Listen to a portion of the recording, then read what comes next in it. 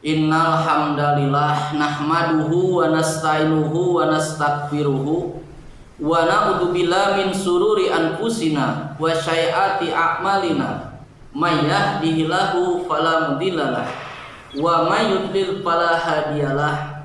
Asyhadu an la ilaha illallah wahdahu la syarikalah wa asyhadu anna Muhammadan abduhu wa rasuluh alladzi la nabiyya ba'da amma ba'du. Hadirin yang dimuliakan Allah Subhanahu wa taala, alhamdulillah puji syukur kehadirat Allah Subhanahu wa taala atas hidayahnya, inayahnya dan taufiknya sehingga kita dijadikan hamba yang tunduk patuh di dalam menjalankan syariatnya sesuai dengan yang dicontohkan oleh Rasulullah sallallahu alaihi wasallam.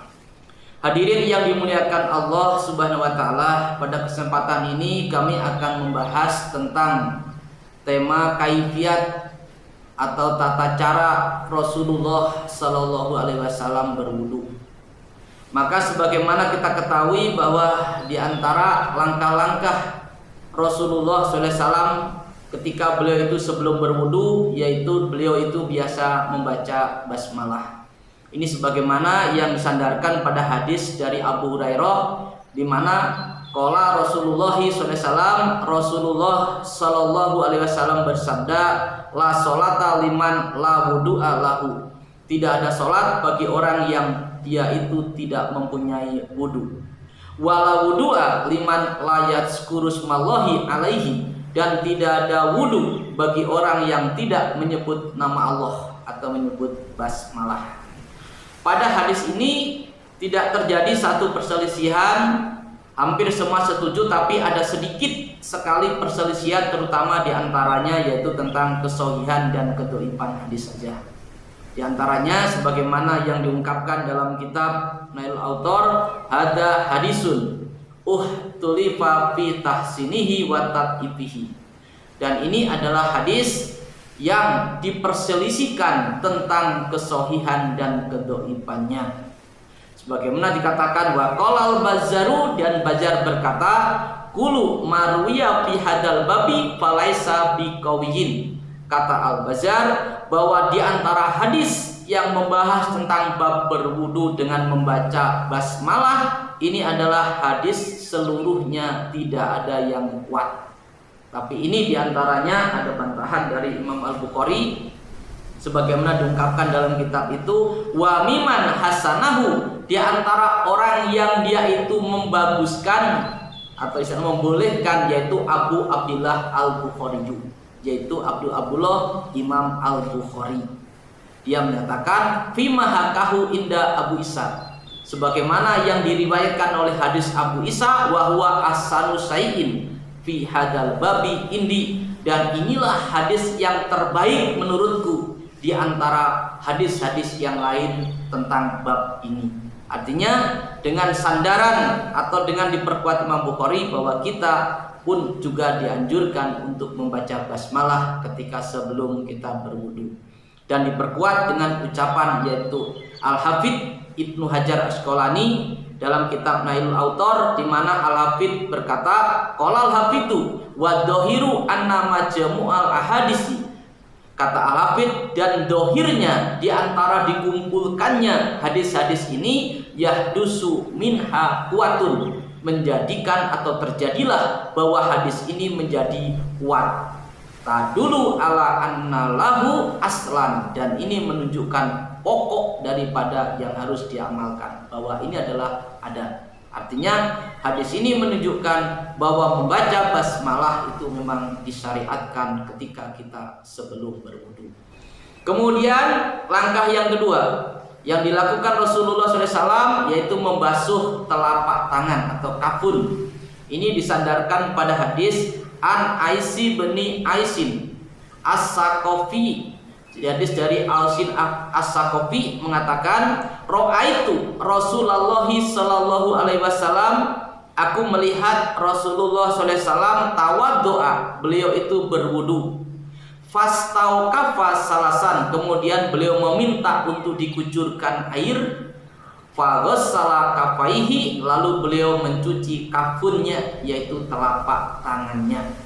Dengan hadis ini dijadikan dalil bahwa mencuci telapak tangan merupakan gerakan yang kedua, yaitu setelah membaca bismillah. Tapi dalam hadis ini ada kalimat, dalam hadis yang lainnya Rasulullah SAW menekankan fakholil baina as-sobi'i, yaitu hendaklah kalian menyelat-nyelati di antara jari-jari kalian. Jadi kita harus apik di dalam melaksanakan berwudu. Adapun bacaan, ada bacaannya orang yang menyatakan wa inda ghuslil kafaini, dan di antara ketika kamu itu mengusap pergelangan tangan, maka ucapkanlah atau kamu hendaklah berdoa Allahumma ihfad jadi, hendaklah kamu ya Allah jagalah tanganku min ma'asika, dari kemaksiatmu kuliha seluruhnya. Tapi hadis ini la aslalahu, tidak ada sama sekali sumber periwayatannya. Berarti hadis ini sangat dhaif. Jadi tidak ada doa ucapan di dalam kita itu membasuh telapak tangan. Adapun gerakan yang ketiga, yaitu yang dilakukan oleh Rasulullah SAW, yaitu tentang berkumur-kumur dan menghirup air ke dalam hidung. Ini sebagaimana yang diterangkan kemarin, bahwa dalam Al-Quran diterangkan faksilu wujuhakum, cucilah wajah-wajah kalian. Di antara mencuci wajah itu adalah mencuci hidung dan mencuci mulut. Pertanyaannya, bagaimanakah cara kita mencuci mulut dan bagaimanakah cara kita mencuci hidung?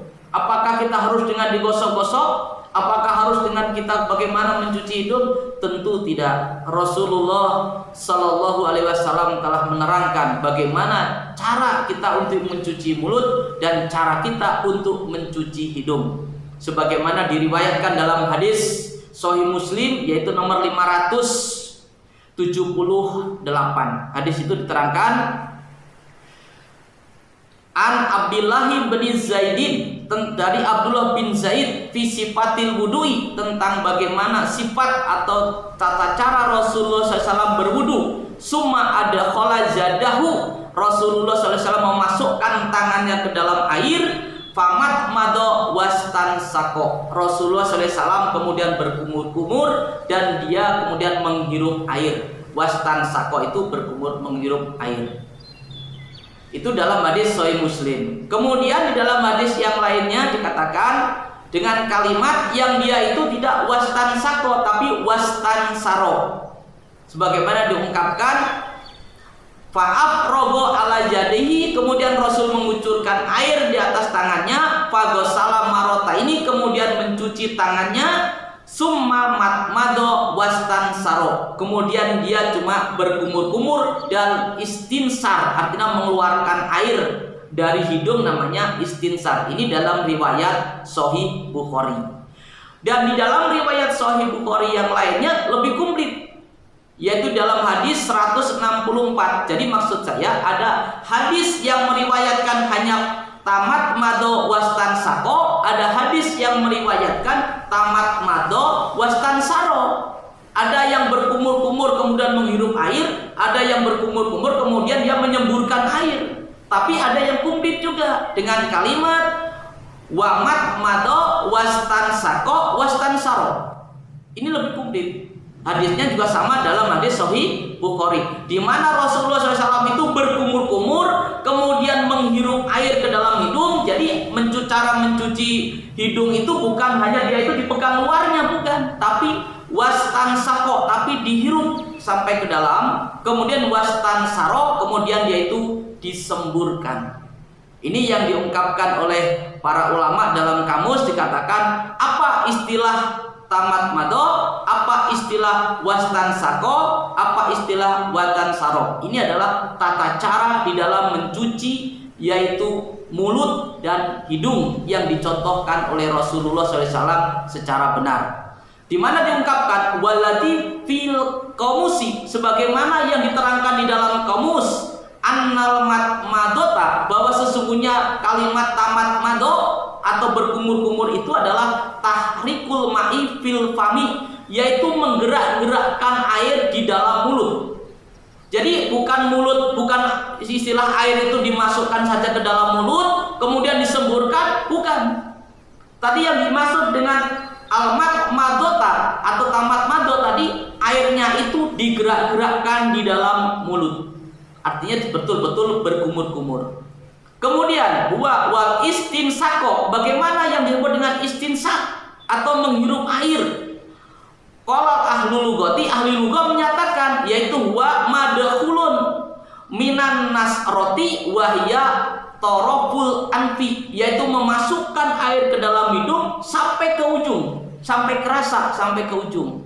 Itu yang namanya al istinsako. Sedangkan yang terakhir wal istinsaro, yaitu dengan menyemburkan wa ikhrajul ma'i minal anfi, yaitu mengeluarkan air dari hidung ba'dal istinsaki, setelah istinsak. Inilah tata cara bagaimana Rasulullah Shallallahu Alaihi Wasallam mencontohkan kita bagaimana cara kita mencuci mulut dan bagaimana cara kita mencuci hidung. Mudah-mudahan ada guna dan manfaatnya. Saya akhiri sampai segitu dulu. Nanti besok istilahnya kita lanjutkan lagi. Mudah-mudahan ada guna dan manfaatnya. Kalau ada kesalahan dan kekurangan kami, mohon maaf. Rabbana atina fid dunya hasanah wa fil akhirati hasanah wa qina adzabannar. Aqulu qouli hadza wa astaghfirullaha li wa lakum. Wassalamualaikum warahmatullahi wabarakatuh.